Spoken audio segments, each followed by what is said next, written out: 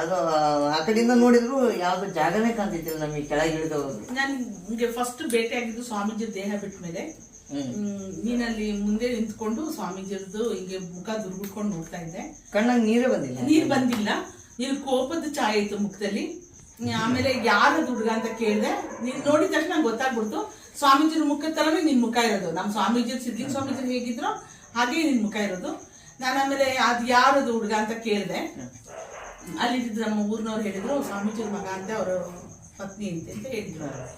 ಆಗ ನನಗೆ ನಿನ್ ಕೋಪದಲ್ಲಿ ಮುಖದ ಚಹರೆ ನೋಡಿ ನಾನು ನಿಮ್ಗೊಂದು ಮಾತು ಹೇಳಿದ್ದೆ. ನಿಮ್ಗೆ ಈಗ ಆಗ್ತಾ ಇದೆಯಾ ಅಮೃತ? ಏನಂತ ಹೇಳಿದೆ? ನಾನು ಏನ್ ಹೇಳಿದೆ ಅಂದ್ರೆ, ನೋಡಪ್ಪ, ರಾಘವೇಂದ್ರ ಗುರುಗಳು ಅವ್ರ ಹೆಂಡತಿ ಮಗುನೇ ನೋಡ್ಕೊಂಡಿದ್ರೆ ಅಂತ ಆಗ್ತಿರ್ಲಿಲ್ಲ. ಮತ್ತೆ ಸಿದ್ಧಾರ್ಥನು ಅವ್ರ ಹೆಂಡತಿ ಮಗುನೇ ನೋಡ್ಕೊಂಡಿದ್ರೆ ಅವ್ರ ಬುದ್ಧ ಆಗ್ತಿರ್ಲಿಲ್ಲ. ಏನು ನೋಡಿ, ನಿಮ್ಗೊಬ್ಬರಿಗೆ ನೋವಾಗಿದೆ ಗೊತ್ತು, ನಿಮ್ಗೊಬ್ಬರಿಗೆ ವಂಚನೆ ಆಗಿದೆ. ಆದ್ರೆ ನಿನ್ಗೊಬ್ಬರಿಗೆ ನೋವು ಕೊಟ್ಟು ಇಷ್ಟು ಜನ ತಂದೆ ಆಗಿದ್ದಾರೆ ನೋಡು, ಎಷ್ಟು ಮಕ್ಳು ಅಳ್ತಾ ಇದ್ದಾರೆ ನೋಡು ಅಂತ ಹೇಳಿದೆ. ನಿನ್ಗೆ ಜ್ಞಾಪಕ ಇದೆಯಾ? ನಿಮ್ಗೆ ಇಷ್ಟು ಮಕ್ಳೆಲ್ಲ ಅಳ್ತಾ ಇದ್ದಾರೆ.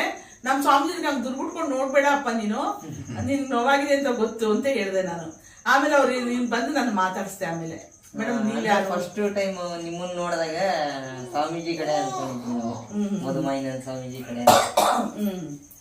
ಹಂಗಾಗಿ ನಿಮ್ದು ಇದು ಮಾಡಿದ್ವಿ, ನೋಡಿದ್ದಿಲ್ಲ, ಅವತ್ತೇ ನೋಡಿದ್ದು ನಾವು.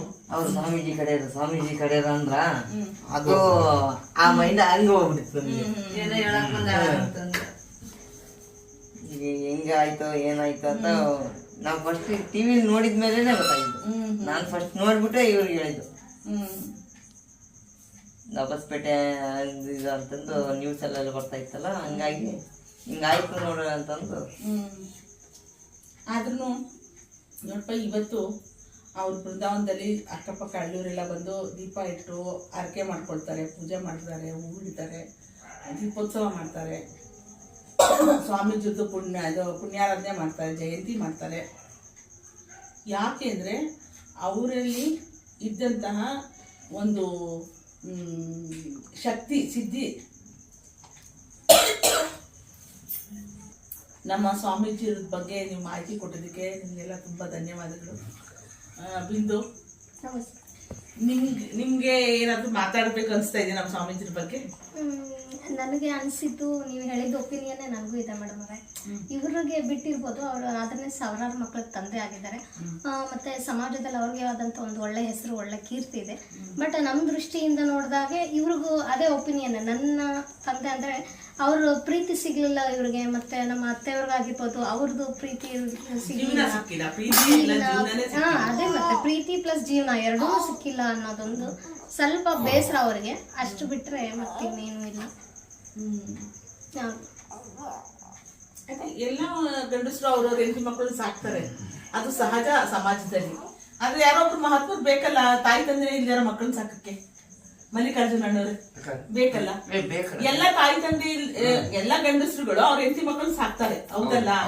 ಸಹಜ, ಅದು ಸಾಮಾನ್ಯ, ಅದು ಸಾಮಾಜಿಕವಾಗಿ. ಆದ್ರೆ ತಾಯಿ ತಂದೆನೇ ಇಲ್ಲದೆ ಇರೋಂತ ಎಷ್ಟೋ ಅನಾಥ ಮಕ್ಕಳನ್ನ ಸಾಕೋಕೆ ಯಾರು ಬೇಕು? ಯಾರಾದ್ರೂ ಒಬ್ರು ಉಟ್ಕೋಬೇಕಲ್ಲ, ಮಾತ್ಮರು ಉಟ್ಕೋಬೇಕು. ಅವ್ರು ಉಟ್ಕೊಂಡಿದ್ ಆತರ ಯೋಗದಲ್ಲಿ ಹುಟ್ಟಿದ್ರು ಅಂತ ತಿಳ್ಕೊಂಡು ಹೋಗ್ಬೇಕಷ್ಟೇ. ಆತರ ಯೋಗದಲ್ಲಿ ಹುಟ್ಟಿದ್ರು, ನಮ್ಮ ಒಬ್ಬರಿಗೆ ಅನ್ಯಾಯ ಯಾರು ಪರವಾಗಿಲ್ಲ. ನಮ್ಮ ಇಂಥ ಒಂದು ಕೊಡುಗೆ ಕೊಟ್ಟಿದ್ದಾರೆ ಸಮಾಜಕ್ಕೆ ಈ ಕುಟುಂಬದವರು. ಇಂಥ ಒಬ್ರು ಯೋಗಿನ, ಒಬ್ರು ಸ್ವಾಮಿಗಳನ್ನ ಸಮಾಜಕ್ಕೆ ಕೊಟ್ಟಿದ್ದಾರೆ ಅನ್ನೋದು ನಿಮ್ ಕುಟುಂಬದ ಹೆಮ್ಮೆ. ಅದಕ್ಕಾಗಿ ನಾನು ನಿಮ್ಗೆ ಧನ್ಯವಾದ ಹೇಳ್ತೀನಿ. ನಮ್ಮ ಒನಕಲ್ಲು ಬೆಟ್ಟ, ನಮ್ಮ ಒನಕಲ್ಲು ಆಶ್ರಮದ ಪರವಾಗಿ, ನಮ್ಮ ಸಂಸ್ಥಾನದ ಪರವಾಗಿ, ಅಲ್ಲಿನ ಭಕ್ತಲಾಗಿ ಒನಕಲ್ ಮಲ್ಲೇಶ್ವರ ಭಗವಂತನ ಅನುಗ್ರಹ ನಿಮ್ ಕುಟುಂಬಕ್ಕೆ ಇರ್ಲಿ. ಇಂಥ ಒಬ್ರು ಗುರುಗಳನ್ನ ನಮಗೆ ಕೊಟ್ಟಿದ್ದೀರಿ ಅಂತ ನಾನು ನಿಮ್ಗೆ ಧನ್ಯವಾದ ಹೇಳ್ತೀನಿ. ಅದು ಏನೇನು ಕಾಲಜ್ಞಾನದಲ್ಲಿ ಆಗ್ಬೇಕಾಗಿರುತ್ತೆ ಹಾಗೆ ಆಗುತ್ತೆ. ಸದಾಶಿವಯ್ಯವರು ಅಂತೇಳಿ ನಮ್ಮ ಸ್ವಾಮೀಜಿ ಮೊದ್ದಿದ್ದು ಗುರುಗಳು. ಅವರು ಸ್ವಲ್ಪ ಕಾಷಾಯ ವಸ್ತ್ರ ಹಾಕೊಳ್ದೇವ್ರು ಅವರು ತ್ರಿಕಾಲ ಜ್ಞಾನಿಗಳಿದ್ರಂತೆ. ನನಗೆ ಅವರು ಅಷ್ಟು ಸಂಪರ್ಕದಲ್ಲಿರಲಿಲ್ಲ, ಆದ್ರೂ ನೋಡಿದ್ದೆ ನಾನು ಅವ್ರನ್ನ. ಅವ್ರ ಬಗ್ಗೆ ನನಗೆ ಅಷ್ಟು ಮಾಹಿತಿ ಇಲ್ಲ. ಅವರು ಅಕ್ಕಪಕ್ಕದ ನಮ್ಮ ಜನರಿಗೆ ಹೇಳ್ತಿರಂತೆ, ನಿಮ್ಮ ಬಳ್ಳಾರಿ ಕಡೆದ ದಿಕ್ಕು ತೋರಿಸಿ, ಈ ದಿಕ್ಕಿದ ಒಬ್ರು ಸ್ವಾಮಿಗಳು ಬರ್ತಾರೆ, ಇಲ್ಲಿ ಅವರು ಬಂದ್ಮೇಲೆ ಈ ಒಂದು ಕ್ಷೇತ್ರನ ತುಂಬಾ ಅಭಿವೃದ್ಧಿ ಪಡಿಸ್ತಾರೆ, ಇಲ್ಲಿ ತೇರ್ ನಡೆಯುತ್ತೆ, ಇಲ್ಲಿ ಅನಾಥ ಮಕ್ಕಳ ಆಶ್ರಮ ನಡೆಯುತ್ತೆ, ವೃದ್ಧಾಶ್ರಮ ನಡೆಯುತ್ತೆ, ಜಾತ್ರೆ ನಡೆಯುತ್ತೆ, ದನಗಳ ಜಾತ್ರೆ ನಡೆಯುತ್ತೆ, ದೇವ್ರ ಜಾತ್ರೆ ನಡೆಯುತ್ತೆ, ತೇರ್ ನಡೆಯುತ್ತೆ ಅಂತೆಲ್ಲ ಹೇಳೋರಂತೆ. ಈಗ ದಿಕ್ಕಿನ ಒಬ್ರು ಯೋಗಿಗಳು ಬರ್ತಾರೆ ಅಂತಾನು ಹೇಳಿದ್ರಂತೆ. ಹಂಗೆ ಯಾರ್ದು ಅದು ಆದ ಯೋಗದಲ್ಲಿ ಹುಟ್ಟಿದ್ರು ಅದು ಏನಾಗ್ಬೇಕಾಗಿತ್ತು ಆಗಿದೆ.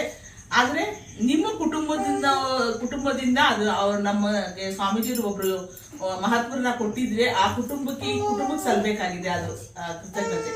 ಹಾಗಾಗಿ ನಿಮ್ಮ ಎಲ್ಲ ಪರಿವಾರದವ್ರಿಗೆ ಅನ್ಸೂಯಮ್ಮವ್ರಿಗಿರ್ಬೋದು, ಮಲ್ಲಿಕಾರ್ಜುನ ಅಣ್ಣವ್ರಿರ್ಬೋದು, ಆಮೇಲೆ ಅಮೃತನ್ಗಿರ್ಬೋದು, ಬಿಂದು, ನಿಮ್ಗೆ ನಿಮ್ಮ ಮಗುಗೆ ಎಲ್ಲ ಒನ್ಕಲ್ಮಲೇಶ್ವರ ಒಳ್ಳೇದ್ ಮಾಡ್ಲಿ.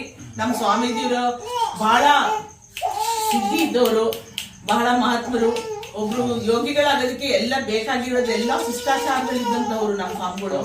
ಅಂತ ಮಹಾತ್ಮರನ್ನ ನಮ್ಗೆ ಕೊಟ್ಟಿದ್ದಕ್ಕೆ, ನಾವು ಅವ್ರನ್ನ ಗುರುಗಳಾಗಿ ಪಡೆದಿದ್ದಕ್ಕೆ ನಮ್ದು ಯಾವ್ದೋ ಜನ್ಮದ ಯೋಗ ಅಂತ ತಿಳ್ಕೊಂತೀವಿ.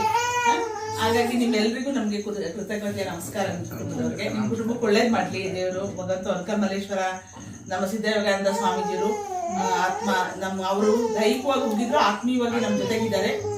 ಇವತ್ತಿಗೂನು ಅವ್ರ ಹೇಳಿದ ಮಾತು ಒಂದು ಸುಳ್ಳಾಗಿಲ್ಲ. ಅವ್ರು ನಮ್ಗೆ ಏನ್ ಹಾಕೊಟ್ರು, ನಮ್ಗೆ ಏನೇ ಸಮಸ್ಯೆ ಇದ್ರು ಇವತ್ತು ನಮ್ಗೆ ಮಾರ್ಗದರ್ಶನ ಮಾಡ್ತಾ ಇದ್ದಾರೆ. ದೇಹ ಬಿಟ್ಟಿದ್ದಾರೆ, ಆತ್ಮೀಯವ್ರನ್ನ ಮೊಟ್ಟಿಗಿದ್ದಾರೆ, ಇವತ್ತಿಗೂ ಇಲ್ಲಿದ್ದಾರೆ, ಇವಾಗ್ಲೂ ಇಲ್ಲಿದ್ದಾರೆ.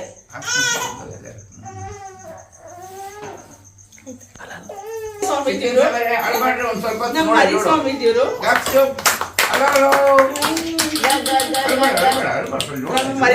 ಹುಟ್ಟಿದ ಮೇಲೆ ನಾವು ಇಲ್ಲಿ ಬಂದಂಗಾಗಿದೆ. ನಮ್ಗೆ ಬಹಳ ಖುಷಿ ಆಗಿದೆ. ಮನೆಗೆ ಒಂದು ಪುಟಾಣಿ ಪಾಪು ಇದೆ ಈ ಕುಟುಂಬಕ್ಕೆ.